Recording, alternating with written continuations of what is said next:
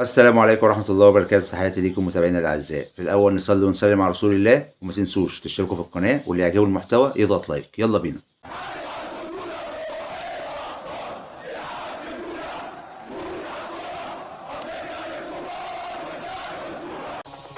عشان ينال رضا وانت فاهمني. انا بقول انا مش عايز اتكلم في حاجه.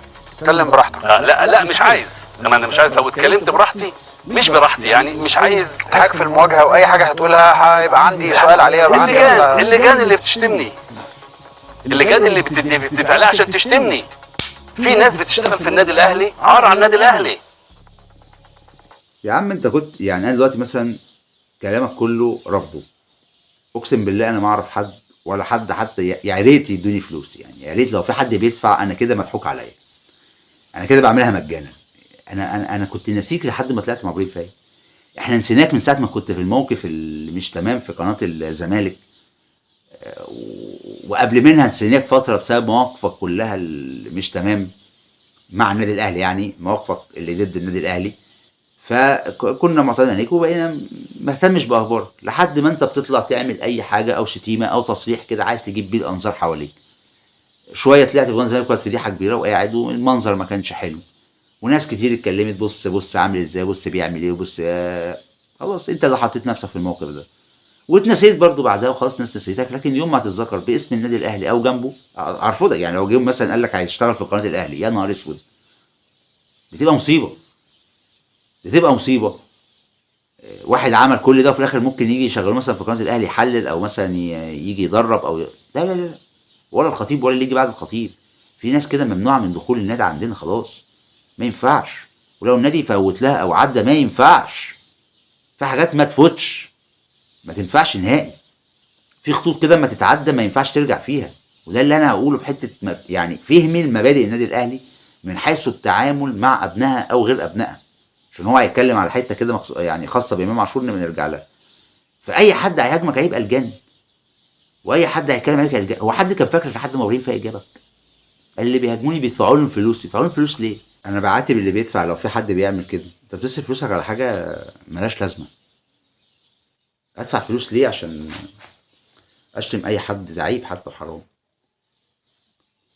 لكن انا مش عارف مين اللي هيقعد يا جماعه خدوا النبي اشتموا مصطفى يونس. النبي يا جماعه مش قاعد اشتموه، لحسن بيهدد عرش اداره الاهلي واداره المستقبليه للاهلي، الثوراجي الحر داخل النادي اللي عايز انت لو دخلت انتخابات لو في 3 ادوك اصواتهم، يعني ده يعني التلاتة دول هتلاقي مجدي عبد الغني ومين تاني فاهم انت، ولو وعصام الحضري لو ليه اصوات ولا حاجه برضو، يعني مجموعه الهربانين فاهم انت، مجموعه المغضوب عليهم. يعني هتلاقي 3 كده ايه، والتلاته اللي مش عارفه ممكن يكون واحد جديد، ممكن يكون هيهرب قريب بتاع، يعني مش عارف، رمضان صبحي مثلا كده، من الناس اللي هي ممكن ايه انت تبقى الرئيس وتدخلنا بقى كلنا بقى ونرجع بقى تبقى ميغا. يا نهار اسود.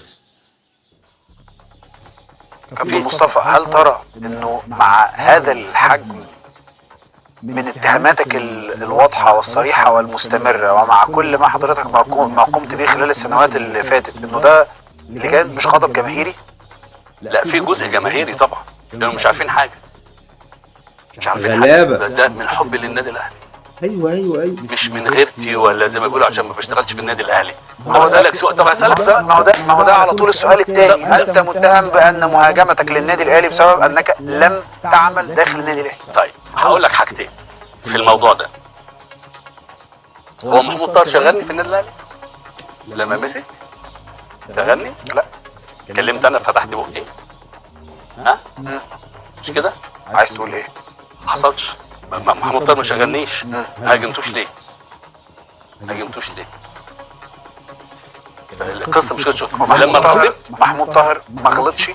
لا غلط، مفيش اخطاء. وطلعت انا هاجمته في الموضوع ده، طلعت وقلت ما هي نفس الفكره. انا لا اخاف من احد. هي نفس الفكره. النادي الاهلي بص يا ابراهيم، النادي الاهلي نمره 1 ونمره 2. لا، عشان كده لما سالت حضرتك قلت لك انت مع مبادئ النادي الاهلي ولا لا؟ ترى مبادئ النادي الاهلي حقيقيه؟ حضرتك ما جاوبتنيش على السؤال ده. لا ثم وحضرتك بتتكلم دلوقتي عما يقوم بصالح ما انا مش عايز يعني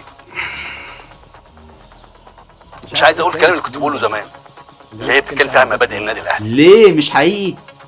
مش عايز اقول بالوقائع، مش عايز اوسع الفجوة، مش عايز اقول كلام يعني الناس. هو لسه بيقول لك انا ما بخافش من حد، انا واحد ما بخافش من حد. الكلام ده مش حقيقي، مش ده كلام حقيقي. قوله. انت شايف ان ده الحق ازاي تخبي الحق؟ يعني اللي عنده كلمة حق يقولها، ما ينفعش. انا شايف ان غلطان، لا اتكلم براحتك. مش تزعل عليا، تزعل منهم، تزعل منهم.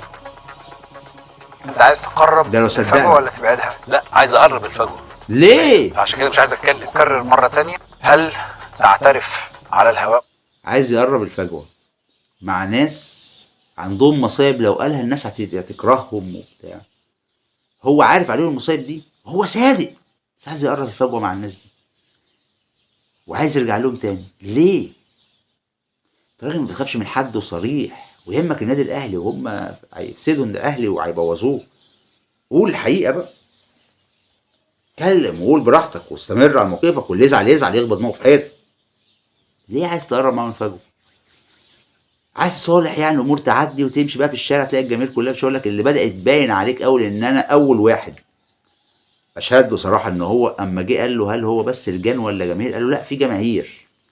لان بجد يعني ممكن اي مشجع اهلاوي لو شاف مصاب ولا هيتسلم عليه ولا يعبروه، لو كان حتى كلمه كده ممكن يبص له كده اللي هو ايه، انت عارف اللي هو بقى منبوذ بشكل فظيع. يعني كتير من الناس بتبقى جماهير كتيرة، يعني كتير من غير ما اذكر امثله، تبقى الجماهير كرهاها او في موقف ضدها، لكن ممكن لو قابلتها في الشارع تضحك معاها وتسلم عليها، او حتى لو عنده موقف دي تداري. ده من كتر الموقف اللي شافها. قال له انت شايف ان هلجان بس يعني حاجه يعني مأجوره والجمهور كله شايف؟ قال له لا لا، وجماهير مش فاهمه. طبعا بالنسبه له اللي هيعارضه مش فاهم ان هو عنده الآن عاليه يعني. فمعنى اعتراف ده معنى ان هو شاف هيجان جماهيري على السوشيال ميديا هيجان جماهيري او غضب جماهيري على السوشيال ميديا وغضب جماهيري في الشارع.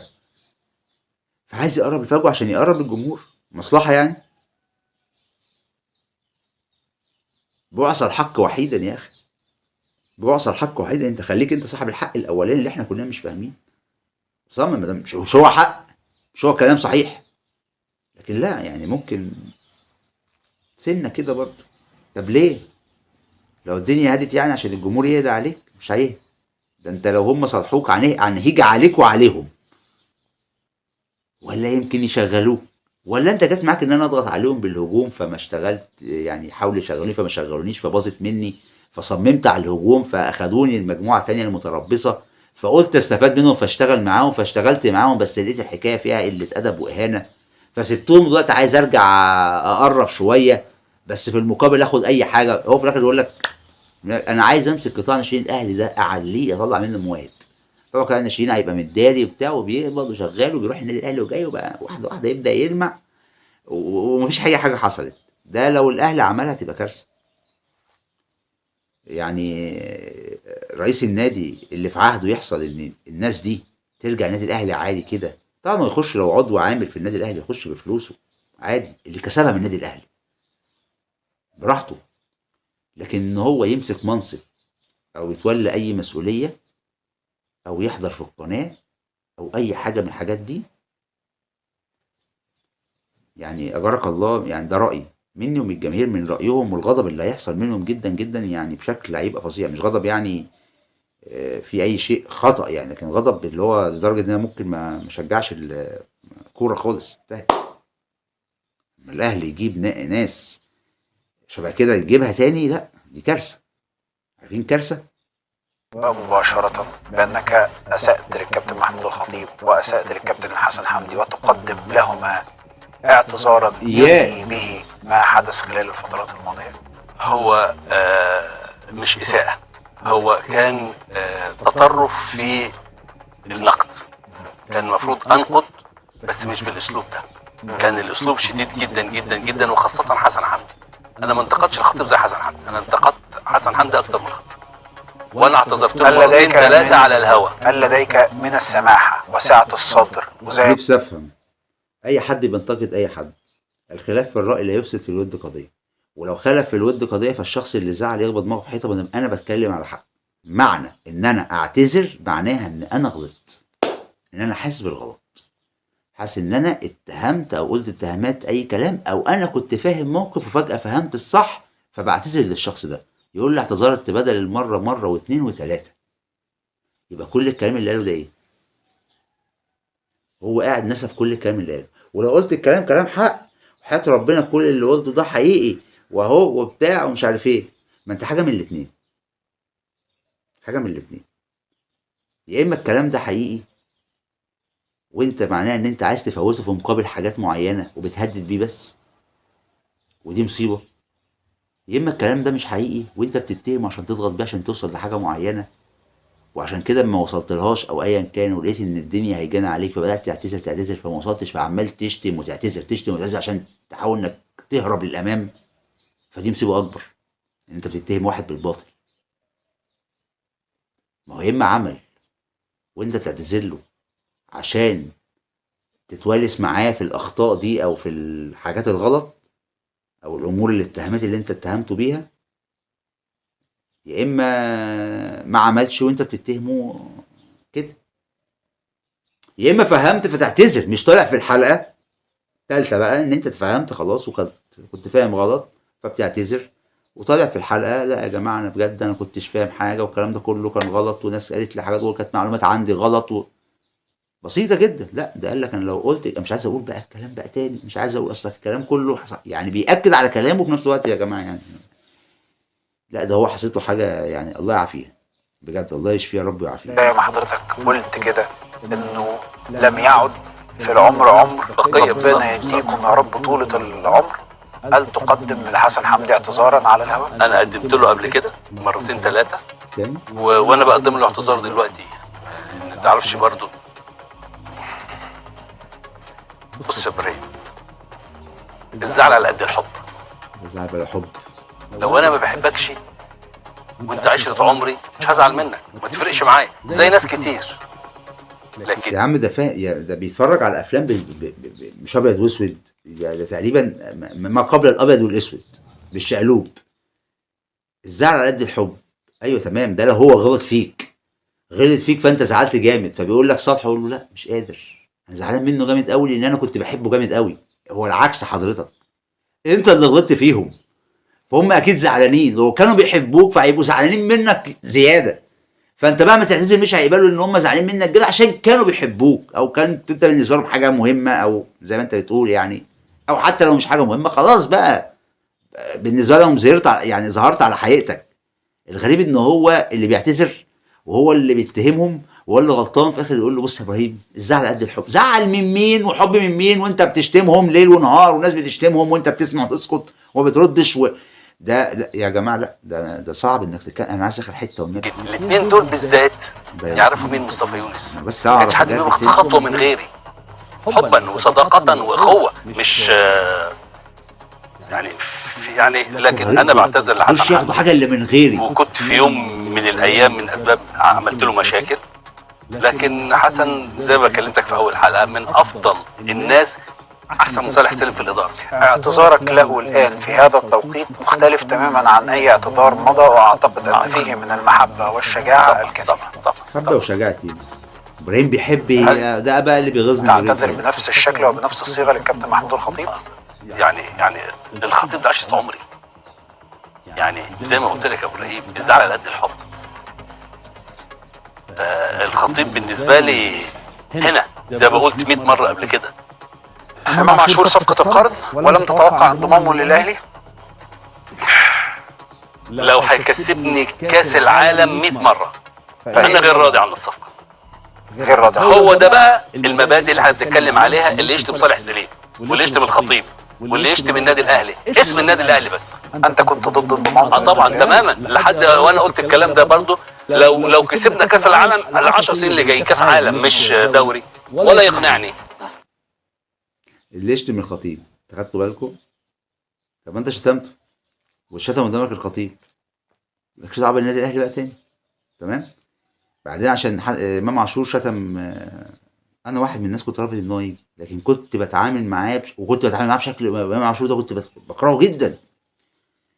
وفجاه بعد ما اعتذر اكتر من كذا مره، قعد امام عاشور يعتذر اكتر من كذا مره، فجاه قبلت منه الاعتذار، وفعلا انه حسيته صادق، وكان لسه في الزمالك جدا مفيش اي حاجه، وكان طالع مع ميدو وطالع، وانا غلطت وانا فعلا ما كنتش فاهم، وانا خلاص حاله الغضب اللي كانت مع الواحد ده حسيت ان هو محترم واعتذر عن غيره من ناس كتير كانت بتسيء او بتاع وما بتعتذرش. الراجل اعتذر اكتر من كذا مره وحتى كان اخر مره اعتذر وهو كان مع رامز قبل ما يجي الاهلي، وهو بيقول له امير توفيق بيكلمه بتاع، قال له لا كل سيبها على الله يا كابتن، ما اعرفش يا كابتن، واتكلم كده ايه ولما ساعتها انا عملت فيديو صغير وقلت يا جماعه امام عاشور لعيب غلط فينا او كده، بس الصراحه اعتذر اكتر من كذا مره واعتذاره مقبول، فان شاء الله لما نلعبه في اي ماتش او نواجهه في اي مباراه محدش يسأله، خلاص انتهت الامر. حته ان هو غلط وكان بيتسأله في اي مباراه بدل ما اعتذر محدش يسأله، لان هو عيل خلاص عرف غلطه والامور تمام. وفي المنتخب نسانده وندعمه، لكن ان هو يجي النادي الاهلي ما احبهاش، ده اللي انا قلته ساعتها الصراحه. لكن كان في الوقت ده كنت شايف ان الولد فعلا اعتذر واعتذر بصدق، فاما جه وبقى امر واقع قابلته دعمته تمام وكل حاجه، على الرغم ان انا كنتش عايزه يجي، لكن كنت شايفه ان هو تمام، لكن مش اخد موقف شتمته لرموز النادي الاهلي ان هي قدامي، لانه اعتذر عليها خلاص انتهت. كل واحد طبعا حقه ان هو يسامح وما يسامحش.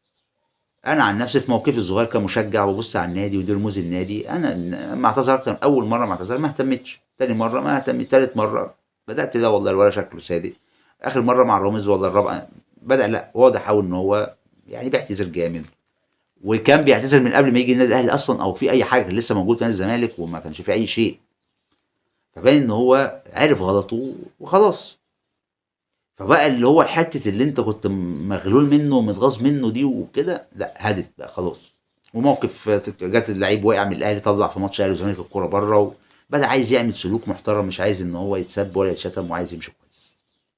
وجمهور الاهلي بالمقابل بدا في اي ماتش الاهلي والزمالك بعد اعتذاراته دي ما يقابلوش ولا يقول له يا كذا ولا يقول له كذا، وبدا الامور ترجع بشكل طبيعي، ان هو واحد غلط غلطه جامده ما كانش فاهمها وعبر عن اعتذاره تمام. بس في الاول في الاخر هو كان فين؟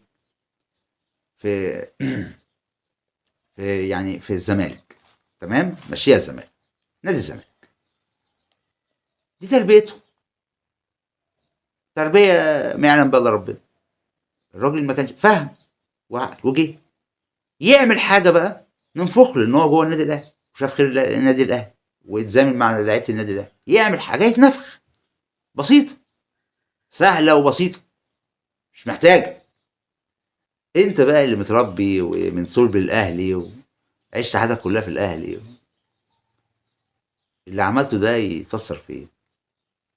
يعني اللعيب بالنسبه لي مادام لسه ما دخلش النادي الاهلي وقليل الادب او غلط بتاع ده مرفوض ان هو يجي.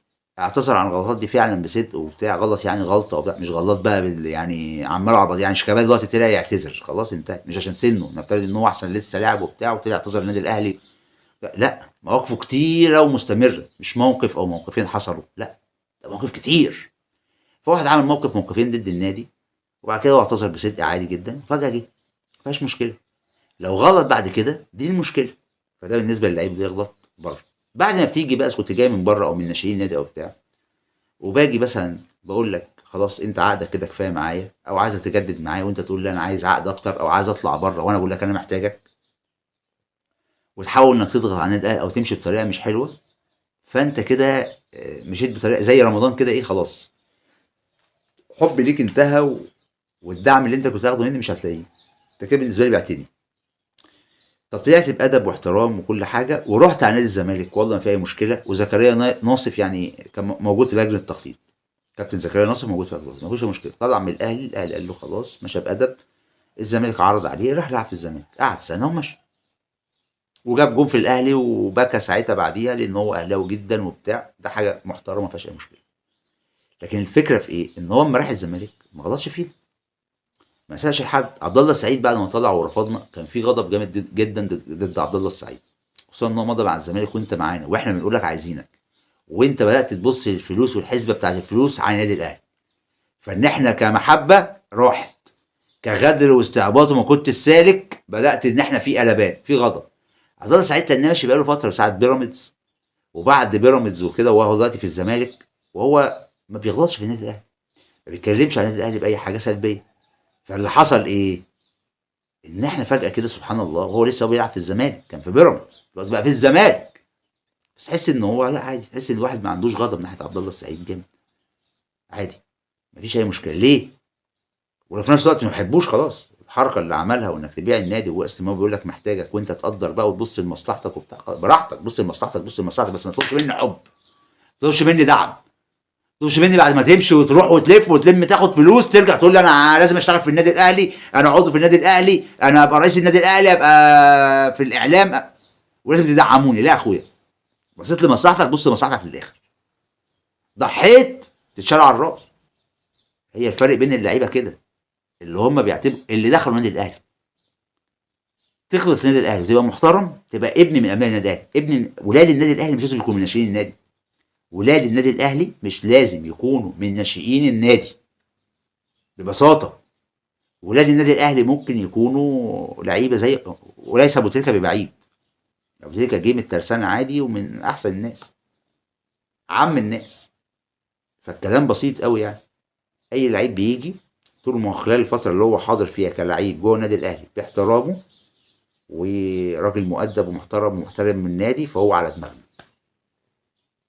غير كده ما ياكلش معانا، يعمل حركات، يعمل مش عارف ايه بتاع مشاكل، يمشي، يطلع بعد ما يطلع من النادي الاهلي يسيب، يبقى ايام غبر عطاء يتذكر في المدرجات وتتذكر في كل اليوتيوبر على السوشيال ميديا كلها يمسكوك هيغسلوك.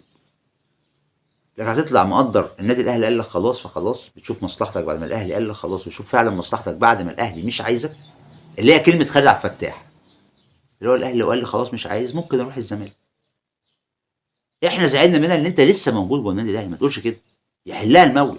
لكن الفعل ده لو انت يا خالد عبد الفتاح عملته من غير ما تقوله وانت لسه بتشارك النادي الاهلي، طبيعي جدا.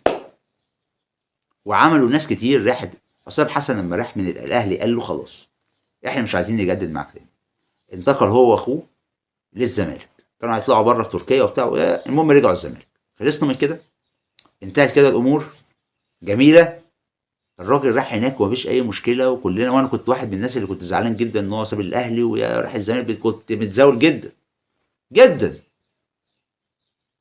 وما راح الزمالك بقيت انا بتفرج على ماتش الزمالك عشان خاطره بقى، ويعني حاله كده من حالات ايه، ان حسام حسن برضو بحبه، وفجاه بقى تصريحاته اللي عماله تتردد والمانشيتات والاخبار تسمع ان هو بيقول تصريحات كلها فيها اصلا هم عملوا وهم سووا،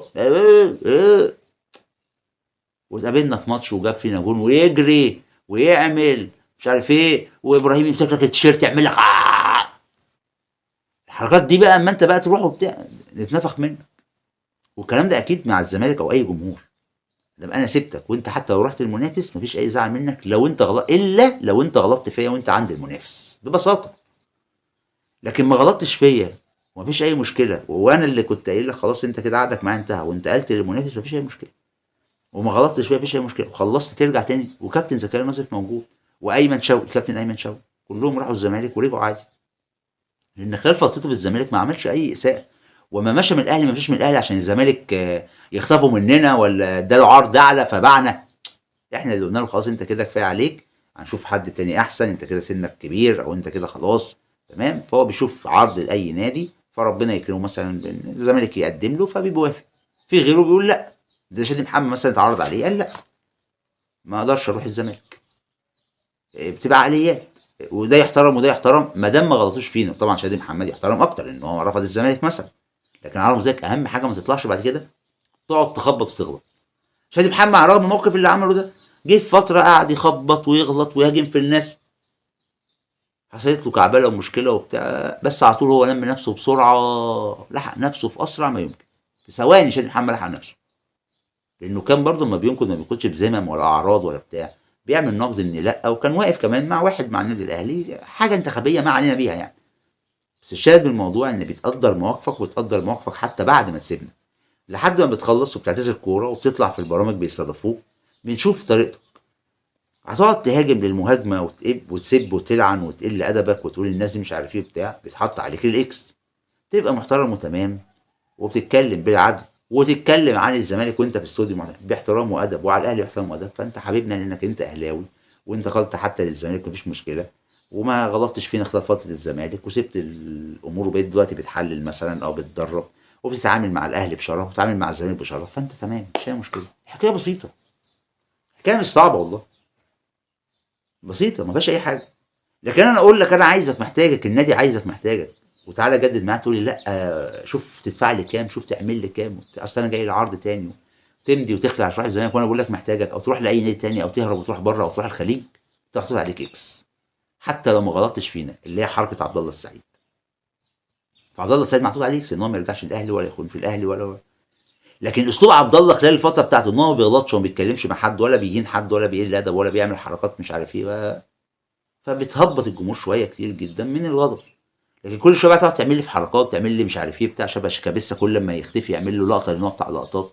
فانت طول عمرك على الرغم ان انت في الزمالك اساسا بس على التنيك دايما احنا ناير ونير عادي، كده كده احنا بنخليك تعيط وبنبكيك ما عندناش مشكله. مش الاهلي يعني اي لاعب يحط نفسه قدام جمهور، حتى امام عاشور يحط نفسه قدام جمهور الزمالك، جمهور الزمالك هيحط عليه جامد، وجمهور الاهلي هيبقى بيساند، هي كده. اي لعيب من الزمالك هيحط نفسه قدام جمهور الاهلي هيتحط عليه جامد. الجمهور ما حدش يعرف عنه، هتعاند في كرة القدم يعني.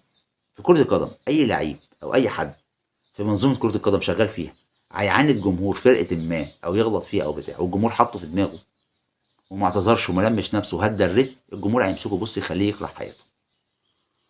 ومصطفى يونس يعني ليس ببعيد، هيكره حياته بس ببساطة. هتعاندني وبتاع، هتعتذر وتحترم نفسك وتسكت وتهدى، هتتنسى. هتقعد تطلع تهبل لي وتعمل لي وتقعد تعاند فيا وجاي معاك ان انت الند بالند، مش هتقدر تكسب الند بالند. جمهور الاهلي كمان غير مختلف، ولكن على الرغم كده المثل اللي بقوله لك ده على اي جمهور، اي فريق ليه جماهير، هتعاند الجماهير دي او هتعاند الفريق ده او بتاع، والجماهير هتحطك في دماغها. لو ما خضعتش وسكت واختفيت وهمت كده وفكرت ان انت كل شويه تعمل حركات وبتاع، الجمهور هيقضي عليك وشكرا. في الختام ما تنسوش تصلوا وتسلموا على رسول الله، تشتركوا في القناه، ولو عجبك المحتوى اضغط لايك. سلام.